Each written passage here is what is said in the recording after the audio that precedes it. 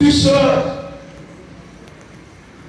nous souhaitons, et je souhaite d'après Adé, quand nous disons bonne année, il dit toutes les années sont bonnes. Est-ce qu'il y a une année qui est mauvaise?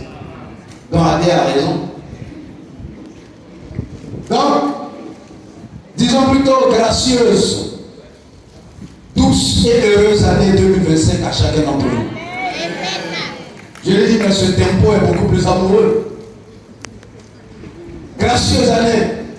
Et frères et sœurs, nous sommes fiers de chacun d'entre vous. Comme Paul pourrait le dire en pensant à chaque disciple de Thessalonique. Il dit, je rends continuellement grâce à Dieu dans mes prières quand je pense à chacun d'entre vous. Et la prière cette année, c'est que chacun de nous demeure toujours dans le plan de Dieu, dans le projet de Dieu. Que nous demeurons, que Dieu soit toujours notre Dieu et que nous faisons partie toujours de son héritage. Parce que la Bible déclare heureux le peuple dont l'Éternel est son Dieu. Heureux ceux qui considèrent comme son héritage. Et frères et sœurs, c'est nous qui sommes l'héritage de Dieu. Nous sommes le peuple de Dieu. Et avoir Dieu toujours dans sa vie, c'est la plus grande des bénédictions. Parce que si tu as Dieu, tu as tout. Mais si tu n'as pas Dieu, tu n'auras que les choses de ce monde. Donc, pour ceux qui ont été forts durant l'année 2024, merci. Pour ceux qui, à un moment donné, ont été faibles, nous disons aussi merci. Grâce à vous, certains ont grandi. Les faibles, nous devons dire merci à Dieu. Quand tu pries, dis merci aux faibles. Parce que grâce à eux, tu grandis. Tu grandis à l'intérieur. Ils sont là pour notre grandissement. Parce qu'à cause du faible, tu as grandi en persévérance. À cause du faible, tu as grandi en amour, en foi, en humilité. Tu as grandi même dans ta vie de prière. Remercions les faibles. On ne reste pas éternellement faible. Et frères et sœurs, nous allons aborder une nouvelle année. Et notre Père Dieu du ciel, déjà, lui pour lui, l'année est déjà vécue. Il a déjà planifié les succès pour nos vies. Et ce matin, tout dépend de toi et moi.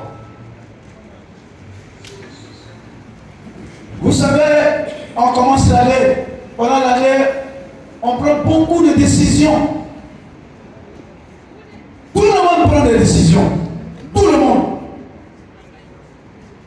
Même le malfaiteur prend ses décisions. Le non-chrétien prend des décisions. Le chrétien prend des décisions. Mais ce matin, je suis venu comme un canal que Dieu a utilisé pour nous emmener à comprendre que nous ne devons pas nous arrêter aux décisions. Que nous devons aller plus loin pour prendre des résolutions.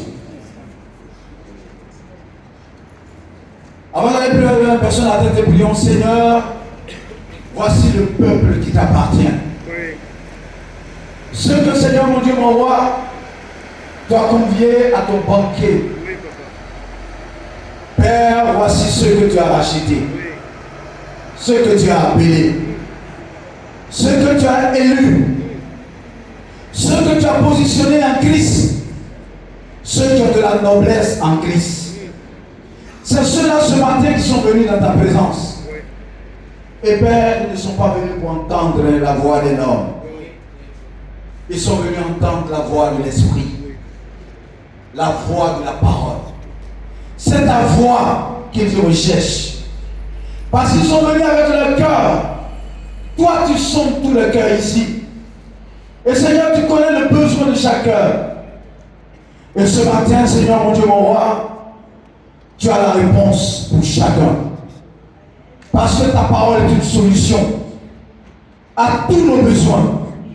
Et Père, je vais être simplement un instrument en tes mains. Fais taire ma propre voix. Père, l'intelligence charnelle ne sert à rien. La sagesse charnelle n'est que diabolique. Mais Père, ce matin, remplis-moi de ton Esprit Saint.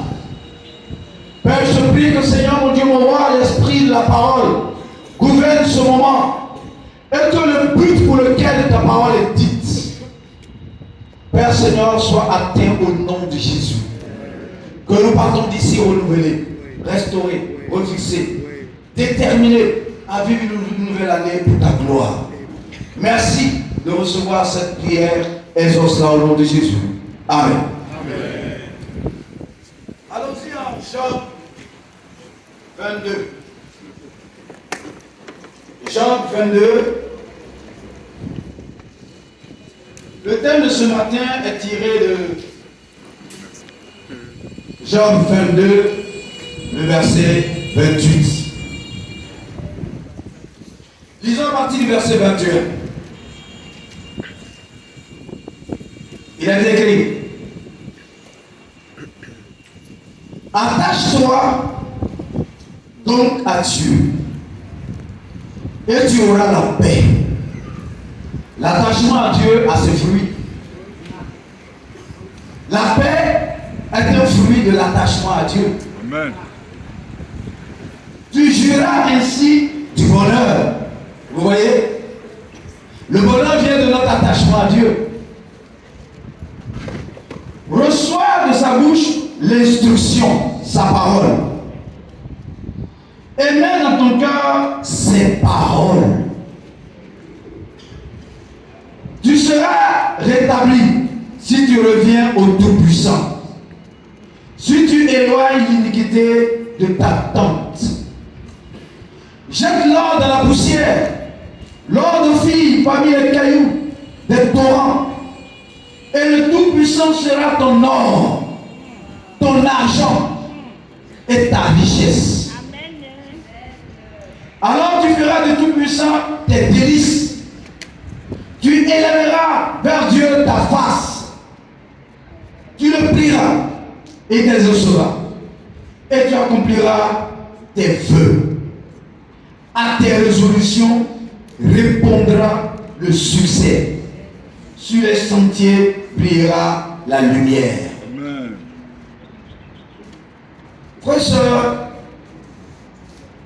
ce passage que nous venons de lire vient du livre de Job, évidemment. Et pendant que Job traversait l'épreuve que nous connaissons, il y a eu 3 de ses amis qui l'ont approché pour lui apporter la consolation, pour parler avec lui.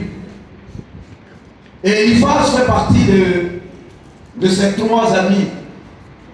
Et ici, dans son 3e discours adressé à Job, il fait mention au verset 28 que à tes résolutions répondra le succès.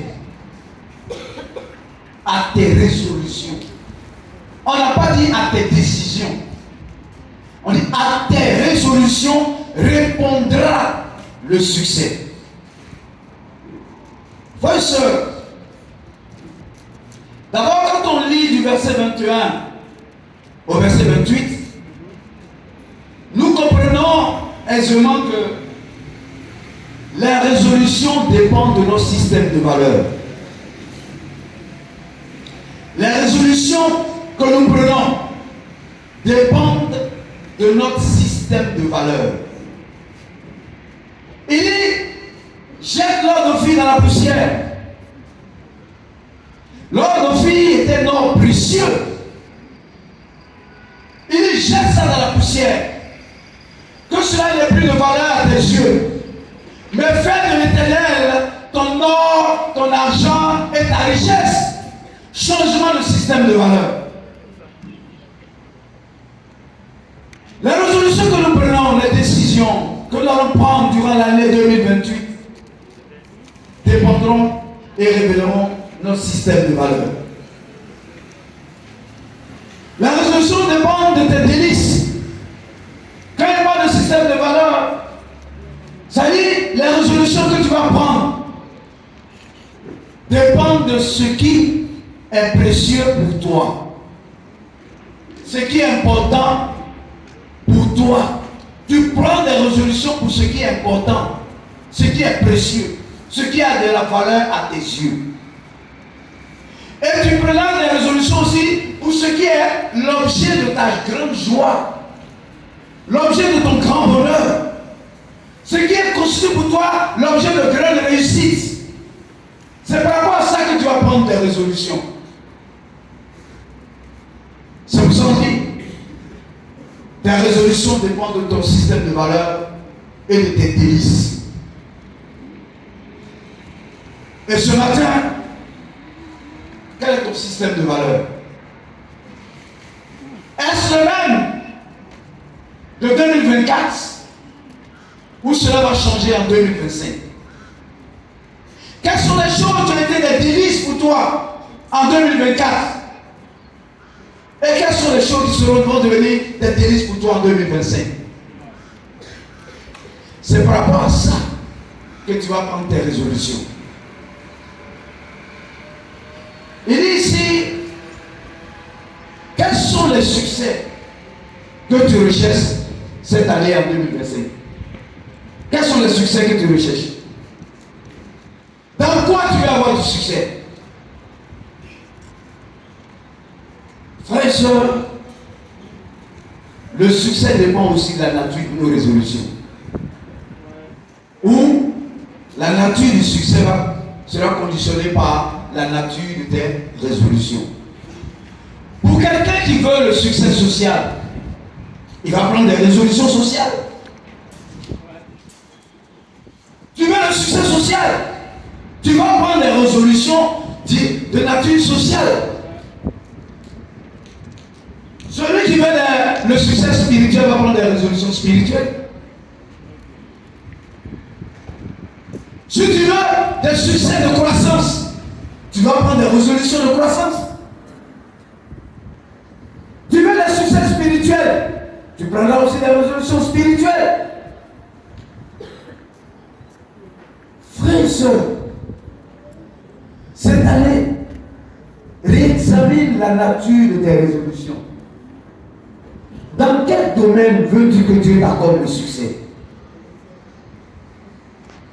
Dieu a du succès pour toi, mais tu veux qu'il réalise le succès dans quel domaine de ta vie? Mais ce n'est pas Dieu qui va prendre des résolutions pour nous, mais le succès à notre portée. Mais c'est toi, tu vas déterminer le type de succès de par tes résolutions. Veux-tu le succès dans ton mariage? Veux-tu le succès dans le célibat? Mais il y a du succès dans le célibat. Mais c'est là même qu'il va y avoir plus de succès. Parce que si tu ne prends pas des résolutions, le succès dans le mariage, dans le célibat, ça conduit au mariage. Mais pourquoi vous pensez qu'il n'y a pas de succès?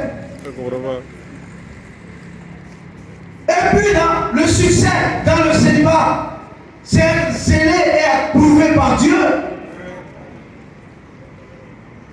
Frère, sœur, si tu n'as pas eu de succès pendant ton célibat, il te serait difficile d'avoir de succès quand tu seras marié. C'est une bonne période de succès. Cela dépendra des résolutions. Tu veux du succès dans ton travail? Prends des résolutions. Dans ton entreprise, quel est le domaine où tu veux avoir du succès? C'est dans ce domaine-là que tu prendras les résolutions. Frères et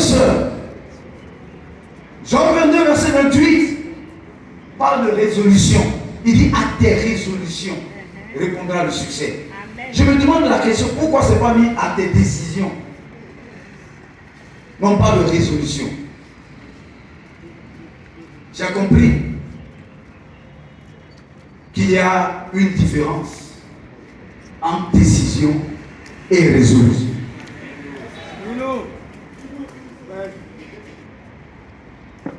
Quand les amis de près, nous comprenons que une résolution est plus qu'une décision. Une résolution est plus qu'une décision. L'année 2024, ce qui s'est réalisé, ce sont tes résolutions, pas tes décisions.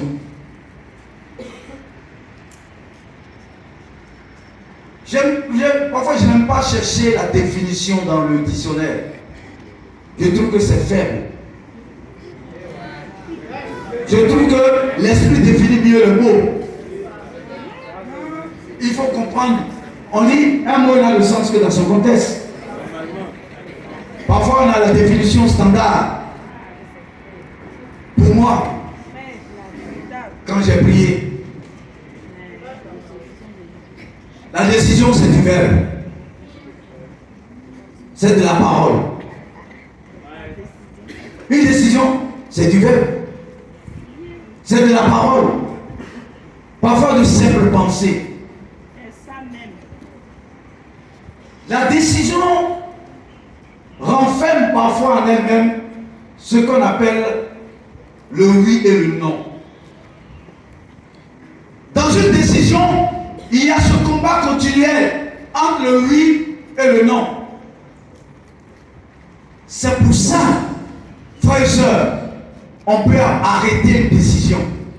On peut abandonner une décision. C'est différent d'une résolution. L'apôtre Paul, en 2 Corinthiens 1, verset 17, s'adressant aux frères et sœurs, disait: comment vous qualifiez mes résolutions? Vous les qualifiez de charnelles? Vous voulez dire que dans mes résolutions, il y a à la fois le oui et le non? Non. Mais dans une décision, le combat n'est pas encore fini. Il y a ce combat entre le oui et le non. C'est pour ça, parfois quand le oui, pour une chose qu'on a décidé, parfois le non peut triompher sur le oui et on abandonne. Parce qu'il n'y a pas encore de victoire entre le oui et le non. C'est pour ça que la Bible nous dit que ton oui soit oui et que ton non soit non. Si en toi, en une décision, il y a encore le oui et le non, si on doit qualifier ça de résolution, Paul dit que c'est une résolution charnelle. Ce que tu peux considérer comme résolution peut être une résolution charnelle. Ensuite, c'est encore une décision. Alors que la résolution, c'est du caractère. La résolution, c'est du caractère. Ce n'est pas du verbe. La résolution, c'est de l'action. C'est de la détermination. C'est du irrévocable. Quand on parle de résolution, c'est que ce que tu as compris de résolution, la résolution est irrévocable. Comme la loi de Perse et de Metz. Une fois que c'est confirmé, on ne revient plus à l'arrière. C'est ça. C'est du caractère. Vous voyez, résolution pas de caractère. Parce que ça va faire appel à ton caractère. On a une résolution, on ne l'abandonne pas. Quelque chose peut arrêter une décision, mais rien ne peut arrêter une résolution. Rien. Et frères et sœurs, Si je vous posais la question ce matin, Jésus est-il allé à la croix par décision ou par résolution?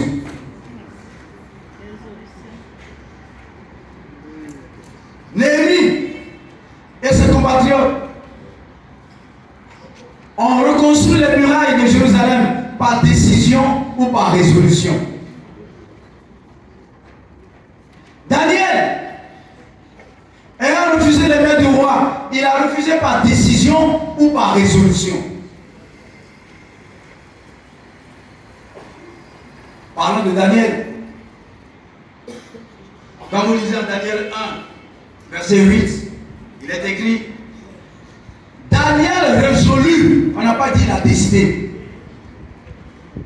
Il est résolu de ne pas manger les mets du roi et de boire son vin. Et vous pouvez voir que c'est du caractère, parce que la suite montre le caractère de Daniel. Face à beaucoup de choses, il a résolu, sachant que cela, il courait le risque d'être tué, mis en prison, parce qu'il outrepassait les ordres. Il violait l'ordre du roi. Rien ne peut arrêter une résolution. Ni la mort, ni la persécution. Mais une décision peut l'arrêter face à la mort. Face à la persécution. Quand nous prenons Néhémie, quand vous lisez Néhémie 2 versets 18 à 20, Néhémie disait à ses compatriotes: lèvons-nous et bâtissons les murailles de Jérusalem. Lèvons-nous et bâtissons. C'est plus qu'une simple décision, c'était une résolution. Parce que pendant les 52 jours de construction, il y a eu de l'opposition, les Tobidja, les Sambala. Et quand il s'adresse à eux, il est en train de leur dire: pensez-vous que quand je dis lèvons-nous et bâtissons les murailles de Jérusalem, vous pensez que c'est une décision? C'est une résolution. Parce qu'il est écrit: ils sont fortifiés dans cette résolution. C'est pas ce qui est écrit.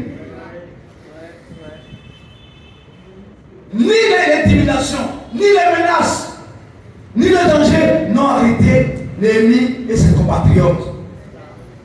C'est ça. Vous voyez, c'est du caractère, c'est de la détermination, c'est de l'action. C'est différent d'une décision. Notre Seigneur Jésus-Christ, comme on en vient de le chanter, frères et sœurs, descendu du ciel pour la gloire. De la gloire, il est allé à la croix.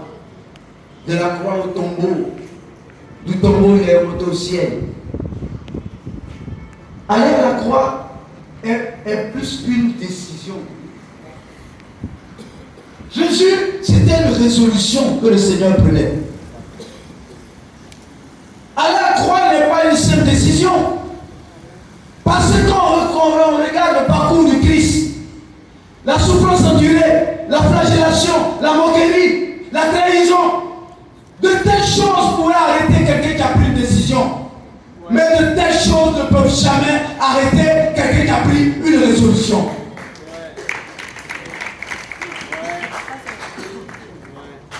Jésus allait à la croix par résolution. C'est pour ça qu'on ne suit pas Jésus par décision. On suit Jésus par résolution. Ça veut dire que quiconque veut me suivre doit porter sa couronne. Ceux qui suivent Jésus par décision, il y en a dans cette décision le oui et le non. Souvenez-vous, frères et sœurs, quand les Israélites sont sortis d'Égypte et qu'ils devaient aller à la terre promise, la traversée du désert. Vous savez, frères et sœurs, dans le corps des Israélites, il n'y avait que de la décision, pas de la résolution. Parce que même au bord même, ils devaient rentrer à la terre promise. Vous savez ce qu'ils se disaient? Nommons-nous un nouveau chef et retournons en Égypte. question pour toi et pour moi, aller au ciel est toujours une décision dans ton cœur ou une résolution.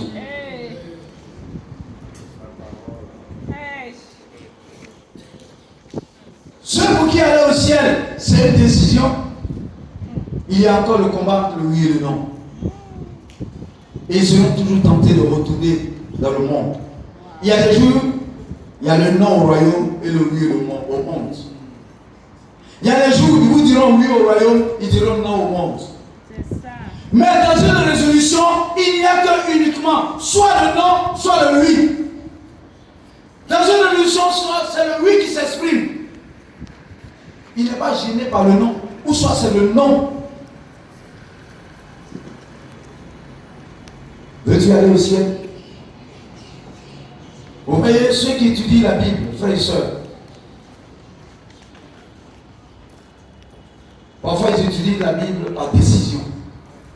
J'ai décidé d'étudier la Bible. Non, j'ai résolu d'étudier la Bible. Ceux qui deviennent disciples et qui restent disciples, c'est ceux qui ont pris la résolution de suivre le Seigneur. Mais ceux qui ont décidé, ils perdent leur décision en cours de route. Parce que le non n'est pas encore mort. Le oui pour le monde est encore vivant. Es-tu un homme de décision ou un homme de résolution? Es-tu une femme de décision ou une femme de résolution? Frères et sœurs, nous voyons ici, et moi, il faut toujours faire un bilan de ta marche avec Dieu, le travail que tu fais pour Dieu. Je me suis assis, j'ai examiné, j'ai compris que pour certaines choses, j'ai pris des décisions, non pas des résolutions. Et je me dis que cette année, je dois transformer toutes mes décisions en résolutions. Frères et sœurs, Daniel était un homme résolu. Notre Seigneur est un homme résolu. Et puis quand vous lisez la Bible, c'est très peu qu'on dit Dieu décida. On dit Dieu prit la résolution. Nous servons un Dieu de résolution, pas un Dieu qui décision. Donc ce matin, décide d'être comme Néhémie. Décide d'être comme Déborah. Déborah est une femme de résolution. Esther est une femme de résolution. Notre Seigneur nous enseigne que nous le suivons par résolution. Frères et sœurs, quelles sont les résolutions de 2025?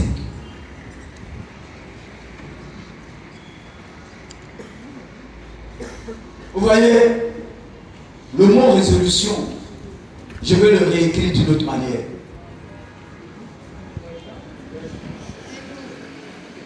Écrivez-moi résolution en séparant le ré, en mettant un tiret entre le ré et solution. Résolution, c'est ré, tiret, solution.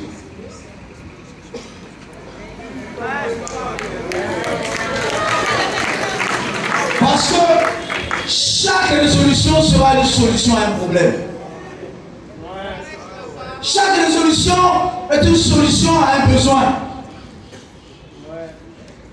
Qui sont ceux qui doivent prendre des résolutions? Pourquoi toi et moi nous devons prendre des résolutions cette année? Transformer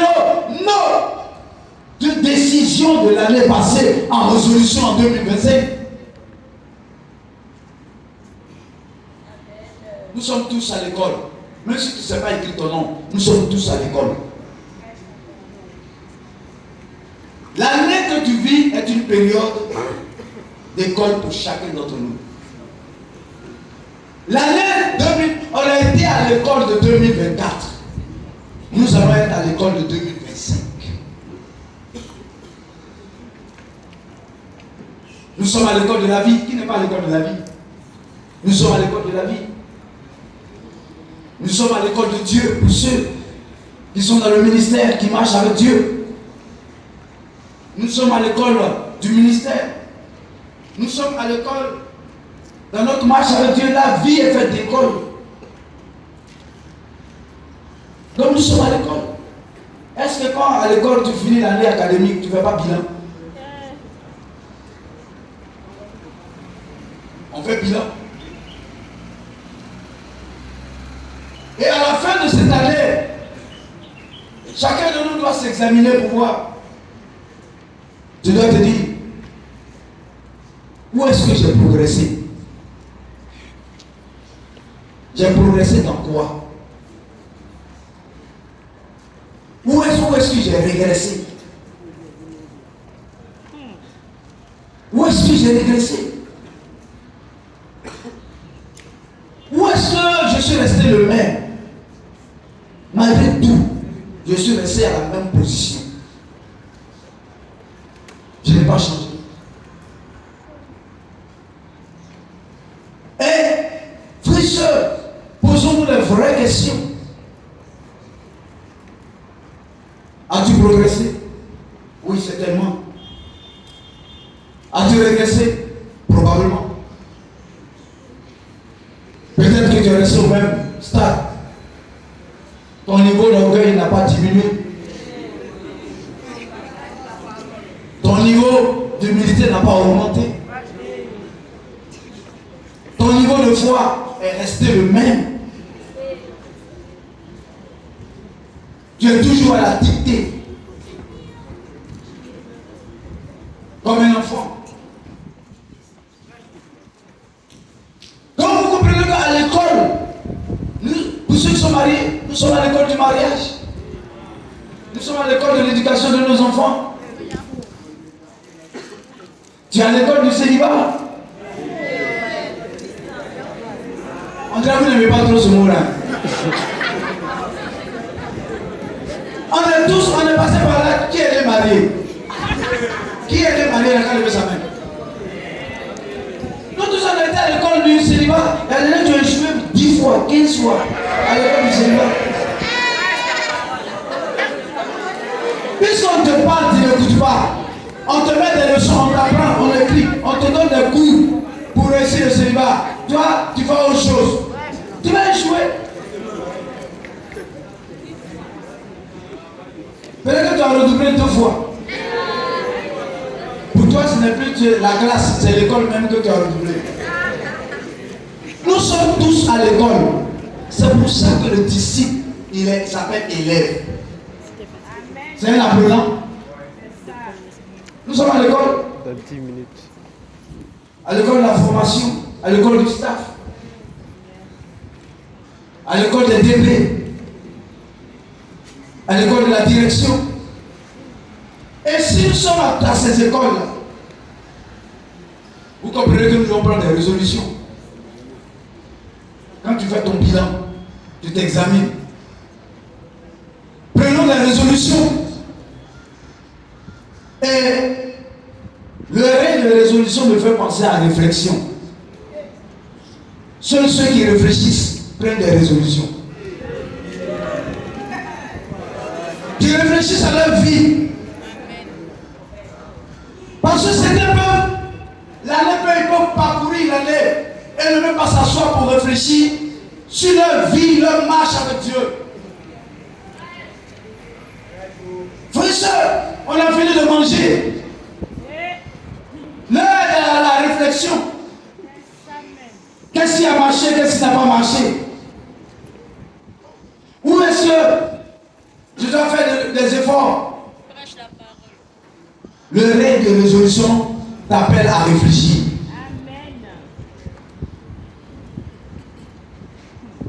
Qui sont ceux qui prennent les résolutions? C'est ceux qui se répandent, qui veulent la repentance, qui veulent le changement. Tu sais qu'il y a des choses à changer. Mais tu peux dire, j'ai décidé de ne plus venir en retard. Mais tu n'as pas résolu de ne plus venir en retard. Tu peux dire, J'ai décidé cette année de porter du fruit. Mais tu dis d'abandonner ça en cours de route. J'ai décidé d'aller à mon temps de formation cette année, de ne pas rater. Premier mois déjà, tu commences à rater. Quand quelqu'un parle, je suis tenté de lui dire, c'est une résolution ou une décision.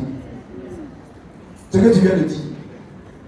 Parce que ça va faire appel à ton caractère, à ta détermination. Vous voyez? Et tu dois poser des actes. Vous voyez?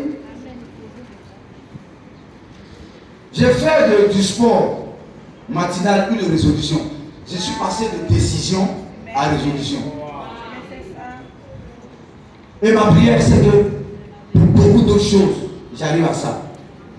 Ce matin même, avant de venir ici, j'ai fait mon sport. Et c'est un moment favori pour moi. C'est un moment de communion avec Dieu. C'est un moment où je suis déconnecté des choses du monde. Je suis là en communion unique avec mon Dieu quand je fais le sport.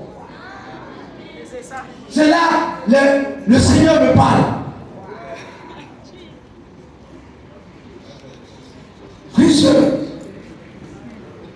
Le fondement, parfois les résolutions, nous prenons des résolutions juste pour les succès physiques. Le sport, c'est le succès physique. On prend des résolutions pour le bien-être. Ton succès, c'est ton bien-être physique. Mais combien sont qui prennent des décisions pour leur bien-être spirituel? Non, cette année-là, tous les samedis, je mange poulet. Est-ce que manger poulet chaque samedi va t'envoyer au ciel? Ça te rend meilleur?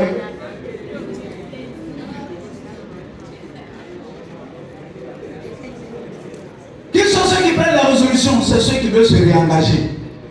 Une nouvelle année, tu sais pourquoi tu n'es pas mort l'année passée? Parfois nous demandons à Dieu des choses, mais on ne sait pas pourquoi on demande. Dieu te demande, tu veux 2025, c'est pourquoi? Tu voulais vivre 2025, c'est pourquoi? Question. Hein? Si Dieu nous permet à chacun d'être en 2005, c'est qu'il y a quelque chose que tu dois changer dans ta vie. Amen. On a tous besoin de repentance. Quelque part, ça, parce que tu as besoin de repentir de quelque chose. C'est pour ça que tu es resté vivant. C'est pas parce que tu as bien mangé. Ou parce que tu t'es bien comporté. Non. Voyons cela comme une repentance. Dis, qu'est-ce que j'ai besoin de changer? On veut rester vivant en 2025. C'est pour faire quoi? Tu veux rester vivant pour vivre tes affaires. Ou même pour encore blesser Dieu. Faire ce que tu n'aimes pas. C'est pour ça que Dieu, j'ai été loupé en 2024. 2025, parce qu'elle était montrée. En 2024, c'est une copine que j'avais avec moi. Il va faire une croissance en immoralité. C'est pour ça qu'il demande la vie.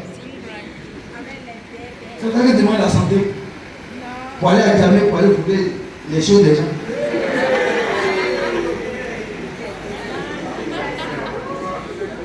Tu demandes ça pourquoi?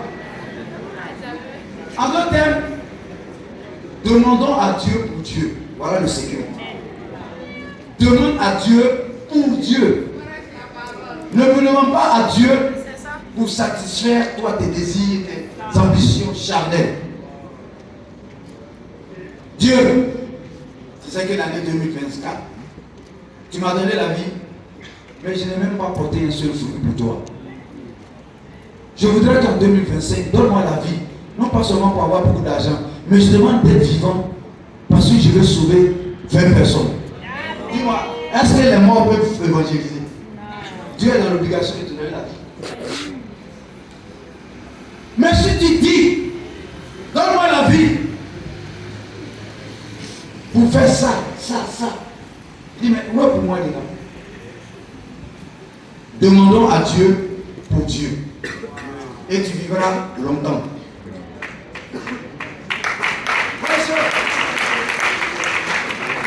L'année 2025 est baptisée l'année de l'intégrité.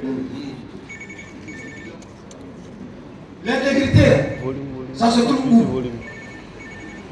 Dehors ou dedans? Dedans. Donc, cette année, le succès du cœur s'appelle l'intégrité. À tes résolutions répondra le succès. Prends des résolutions concernant ton cœur afin d'avoir des succès au niveau de ton cœur. Et cette année, le Saint-Esprit baptise 2025 comme l'année de l'intégrité. En d'autres termes, chaque disciple doit travailler sa relation avec Dieu afin d'avoir le succès du cœur qui s'appelle l'intégrité. C'est à cela que l'année 2025, c'est pour ça que tu dois vivre 2025. Le succès du cœur s'appelle l'intégrité. Et l'intégrité, c'est une valeur du cœur. Voilà pourquoi ce matin, vous devez comprendre que l'intégrité est une ordonnance de cœur pour celui qui veut marcher devant la face de Dieu. L'intégrité est une ordonnance. C'est pas si je veux. Si tu veux marcher avec Dieu, c'est une ordonnance pour ton cœur. Et c'est une ordonnance divine. Frère, c'est pas l'église qui dit cette année on doit être intègre. Non. Parce que toi et moi nous avons décidé de marcher devant la face de Dieu. C'est une ordonnance pour le cœur.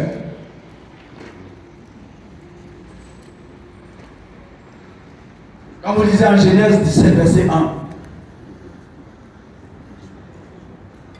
Dieu parle à Abraham. Qu'est-ce qu'il dit? La Bible dit ici que Abraham avait 99 ans. Il avait 99 ans. Et puis, Dieu parle à Abraham et dit, marche devant ma face et sois intègre. Frère et soeur, à 99 ans, Dieu ordonne à Abraham, il dit, marche devant moi et sois intègre. De vous à moi. Quelqu'un qui est déjà intègre, on peut lui demander d'être intègre encore. C'est qu'il y a quelque chose qui ne va pas chez vous. Vous voyez, ce n'était pas Abraham, c'était Abraham. Son nom n'avait pas encore changé. Il n'était pas encore intègre. Vous connaissez Abraham. Abraham. L'homme qui dit des demi-vérités pour sauver sa vie.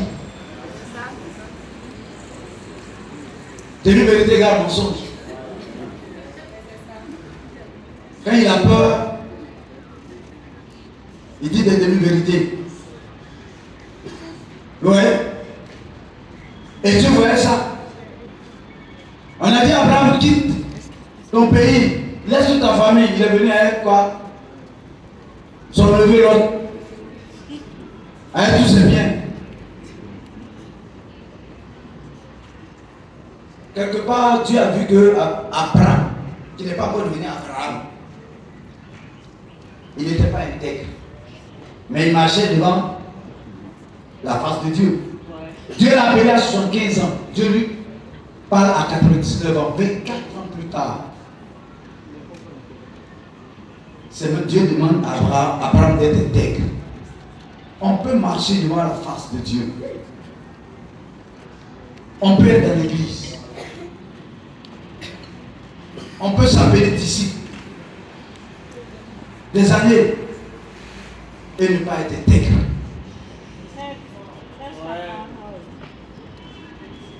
Frère et soeur, ce n'est pas le temps qui te rend intègre.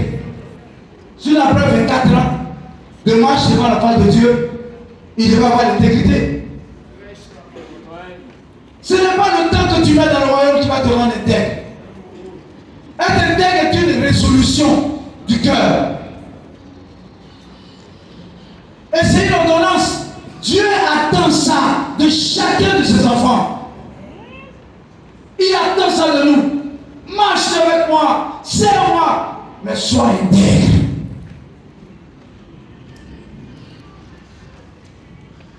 Frères et sœurs, l'intégrité est une ordonnance. Et ça, je suis très exigeant avec mes enfants. L'intégrité de cœur, il faut l'exiger.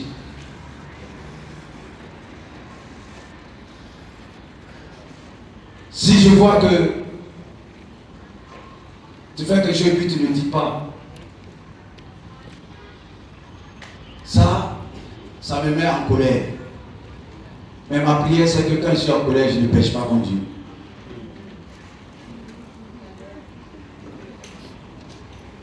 Les frères et sœurs, en Genèse 6, verset 9, parlant de Noé, Noé n'a-t-il pas marché avec Dieu? Mais la Bible dit, qu'est-ce que la Bible dit? Dieu dit de Noé, l'homme intègre. Noé est un homme juste et intègre. Le couple justice et intégrité. Mais la Bible dit que au temps de Noé, comment était la terre? Comment était le monde?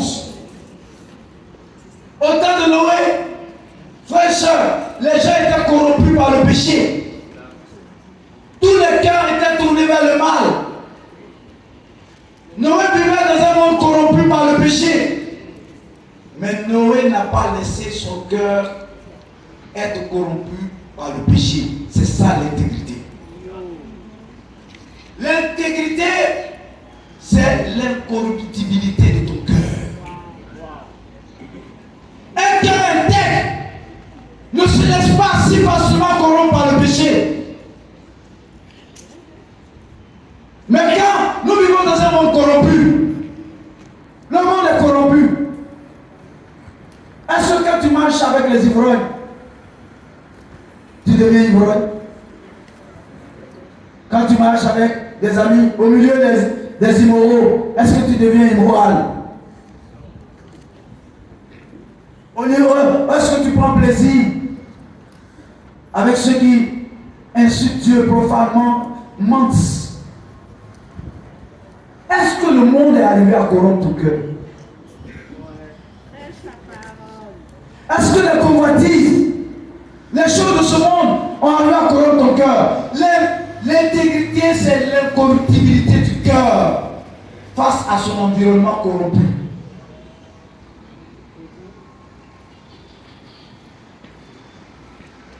Frères et sœurs, c'est ça. Jésus était dans ce monde, mais il n'était pas du monde. Nous sommes dans ce monde et nous ne sommes pas du monde. C'est pour ça que jeune sœur célibataire, personne ne doit corrompre ta pureté avec un portable iPhone.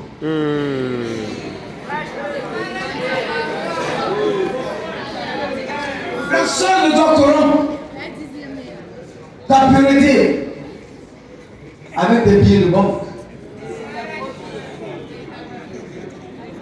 Aucune beauté physique ne doit t'amener à corrompre ton cœur par l'immoralité. Parce que l'intégrité qui est en toi est une beauté extraordinaire. Rien ne peut égaler la beauté spirituelle, ni la beauté physique. Pourquoi corrompre la beauté spirituelle au profit de la beauté physique?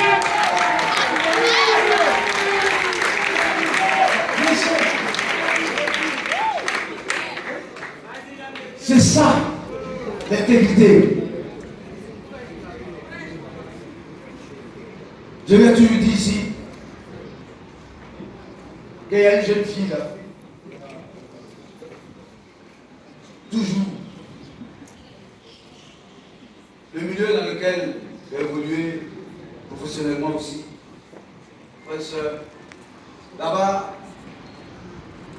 Les gens se cherchent entre eux. Ils sont mariés. Ils sont mariés. Mais adultère. Pas le même adultère.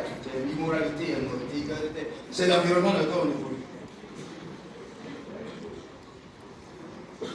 Et il y a une qui est venue me dire, mais attends, toi le jour où on va te faire tomber, on va mettre un pot ici. Parce que tu as le gros trophée.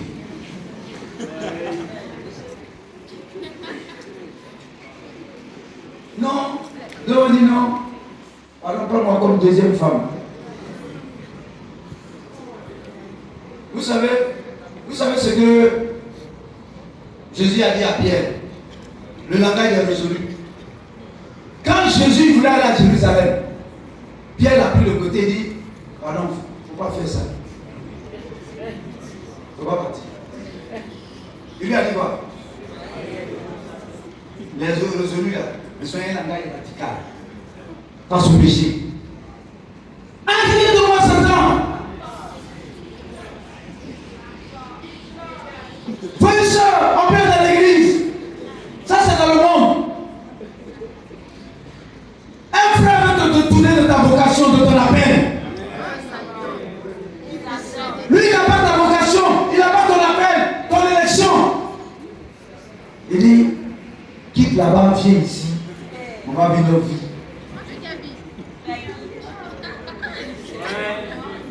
Ou tombons ensemble et puis on va continuer. Tu vas te laisser comment?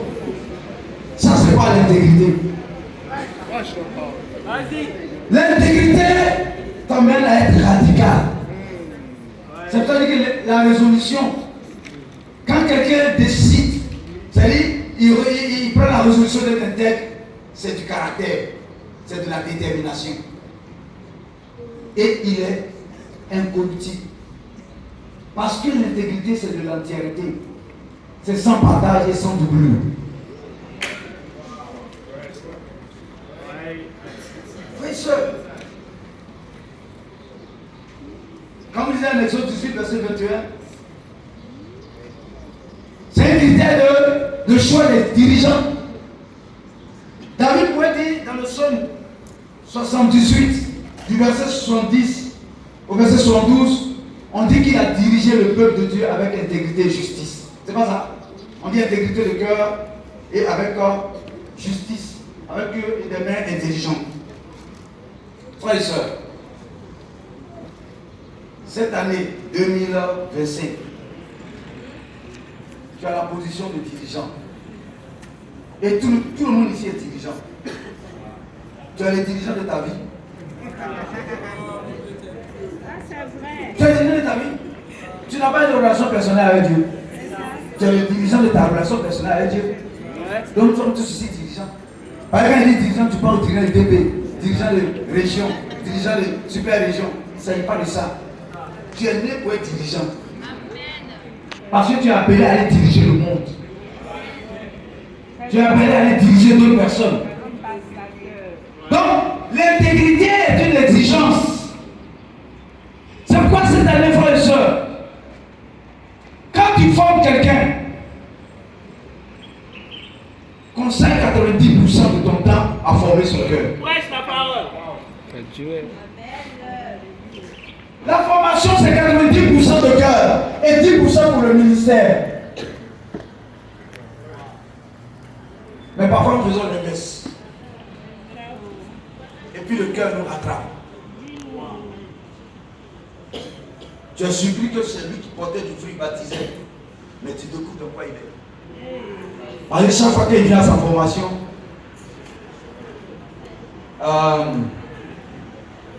votre nom d'étude est passé de combien à combien? 15 à 5 ans. Prédiction, vous avez combien? 8. Waouh. C'est ça. C'est ça. Il y a un frère que je forme qui, en tout cas, son changement est extraordinaire. Et dans ses méditations, il disait, pendant longtemps, j'ai voulu être un homme du ministère. J'ai perdu de vue que aussi je dois être un homme de cœur. Il faut être un homme de cœur pour être utilisé pour être un homme du ministère. Parce que c'est le cœur qui envoie au ciel. C'est le cœur qui te disqualifie aussi. On n'a pas dit que c'est quand j'aurai baptisé 2000 personnes que j'aurai droit au paradis. Je peux faire ça, mais mon cœur peut me disqualifier. Cette année, dans les formations, parle plus du cœur que celui que tu formes. Fais sur son cœur si tu l'aimes. Si tu veux qu'il aille au ciel. Parce que l'intégrité est une... C'est pour ça que je dis, j'ai un frère qui m'a souhaité les vœux les meilleurs. Et pour moi, c'est l'un des meilleurs vœux. C'est le frère Eddy, de Tana. Vous savez, quand on souhaite les vœux, on veut les vœux. Les vœux vont concerner le bien-être. Le bien-être physique, santé, prospérité, toute la bonté. Argentier, tout ça. Que Dieu nous épargne la pauvreté, méchanceté, malhonnêteté, pas encore. Etc. Impunité, tout ça. La pauvreté. Mais lui, il m'a rappelé, quand j'ai lu le vœu qu'il m'a fait, d'abord il a commencé par me rappeler certaines valeurs intérieures que je dois garder et dans lesquelles je dois grandir. Il m'a rappelé comment on l'a rencontré, comment on a étudié la Bible. Mais chaque fois, à chaque étape, il marque une qualité de cœur. À chaque étape, il m'a une qualité de cœur. Il dit, papa, conserve ça, grandis ça, pour que toutes âmes soient sauvées. J'ai été touché. Il m'a rappelé que père, papa, tu sais, le jour où je t'ai rencontré, il n'a même pas de chaussures. Il dit, tu m'as acheté père comme un fils. Il dit, tu ne m'as pas considéré comme une étude, mais tu m'as considéré comme ton fils. Tu m'as pris, tu m'envoies marcher, tu as acheté des chaussures pour moi. Et tu as pris, tu dis que tu allais venir en famille, me rendre visite. De Benjamin à Sangon. Il dit, quand tu m'avais dit au début, papa, je ne croyais pas.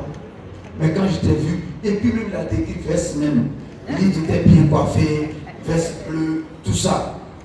Il dit, quand ma maman t'a vu, toutes les résolutions qu'elle a eu à prendre dans son tout a disparu en même temps.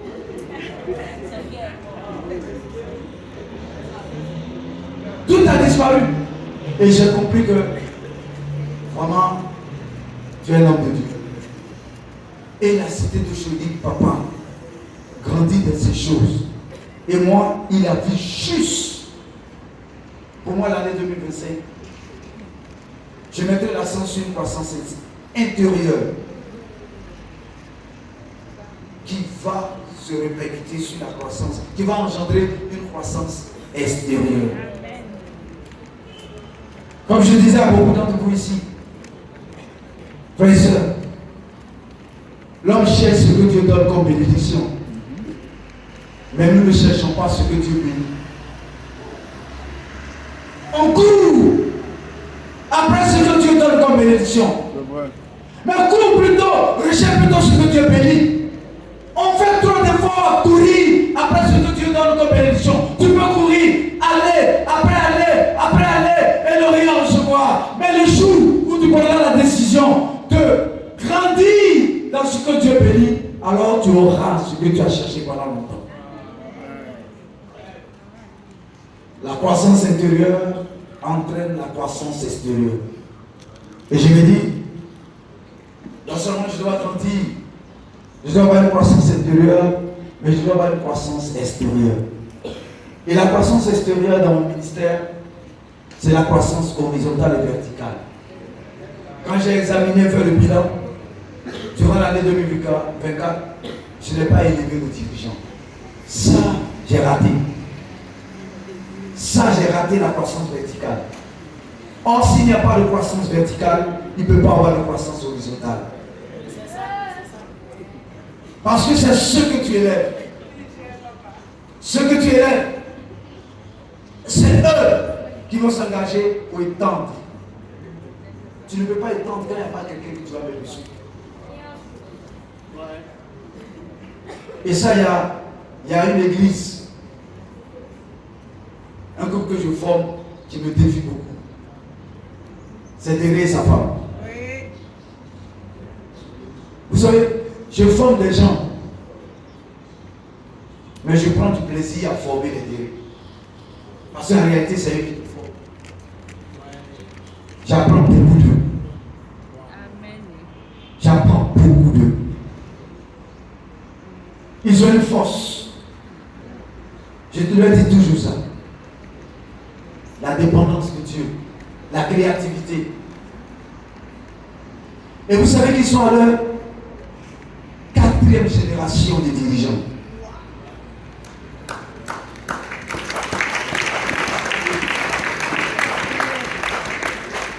Quatrième génération. Et l'un des facteurs de croissance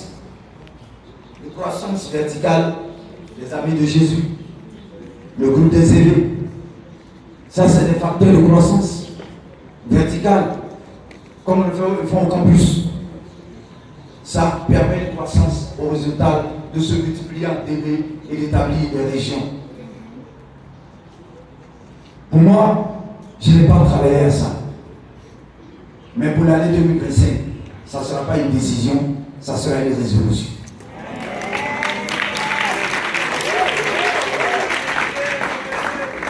Frères et sœurs, allez-y méditer la vie de Job. En Job chapitre 1 verset 8, Dieu rend témoignage de l'intégrité de Job. Quel témoignage veux-tu que Dieu fasse pour toi cette année? Job pourrait regarder, ça te dit, as-tu remarqué mon serviteur Job? Il n'y a pas un homme juste, intègre comme lui, craignant Dieu. Quel témoignage! Pendant ce temps, Job était dans l'épreuve. Mais il y avait un témoignage céleste à son sujet. Quel témoignage veux-tu que Dieu fasse pour toi? Parfois nous attendons le témoignage des hommes. Mais le témoignage de Dieu est plus véridique. C'est vrai, il voit tout. Quand Dieu dit Job est intègre, qui peut dire le contraire? Toi tu me dis non, moi quand je le vois là, on dirait il n'est pas trop intègre. Dieu tu exagères. C'est vrai. Ouais. Job est intègre, Dieu rend témoignage. Quel témoignage Dieu veut faire de toi? Quel témoignage Dieu veut faire de toi cette année, en 2025? Oui, ça. Quel témoignage? Mais vous savez que nous tous nous sommes un pari entre. Si nous sommes sujets de pari entre Dieu et puis Satan. Dieu dit, ma fille que tu vois, même 10 garçons vont venir la draguer. Je connais le niveau de sa crainte. Elle va même pas accepter. Elle va leur dire, allié de moi Satan. Satan dit, tu dis pas. C'est vrai. Joli garçon, iPhone, voiture, etc. Pardon. Donnons toujours, rendons Dieu fier, que Satan, la honte soit le bataille du diable. Ne dis pas non, c'est seulement tu fais ça pour ton dirigeant. Frère et soeur. Et regardez la femme de Job. Oh. Elle est faible.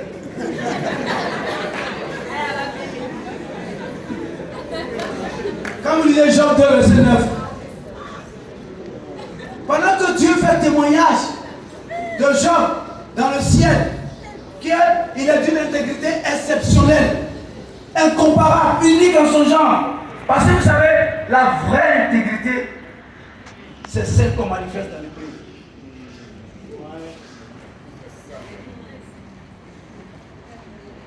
Mais la femme de Job, je ne sais pas si au début elle était intègre, mais quand je lis ce verset, soit elle n'était pas intègre au départ, ou soit elle était intègre, mais elle a perdu l'intégrité dans l'épreuve. Comment une femme peut dire à son mari, tu restes ferme dans l'intégrité, toi, dans cette épreuve? Maudit Dieu, tu vas mourir, et puis on va dire. Il n'y a pas une autre phrase maudit Dieu 2 fois dans la Bible. C'est cette femme de Job. Maudit Dieu. Et puis tu vas mourir. Il y en a un qui demande, est-ce que la femme elle aime son mari? Maudit Dieu, puis tu vas mourir. Et puis moi, il est resté veuve, c'est ça.